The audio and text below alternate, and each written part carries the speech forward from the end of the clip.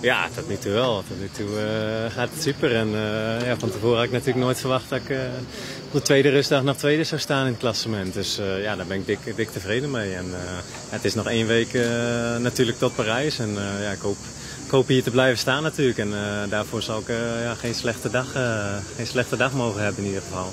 Heeft je enig idee hoe het in Friesland en in de rest van Nederland ontdekt qua Mollema gekte? Nou ja, je krijgt wel natuurlijk veel berichten mee in Nederland en je leest en hoort natuurlijk wel het een en ander. Maar ja, het is mooi dat de mensen zo meeleven. En het is natuurlijk ook lang geleden dat Nederlanders zo goed hebben gestaan in het klassement. Dus ja, aan de ene kant ook wel enigszins te begrijpen. Maar ja, het geeft wel een soort van extra steuntje in de rug dat de mensen zo meeleven. Dus dat is heel mooi. Doet hij wel wat? Ja, zeker. Dat is heel mooi. Ook gisteren op de Mont Ventoux hoeveel Nederlanders daar al stonden en ook in de rest van de rit.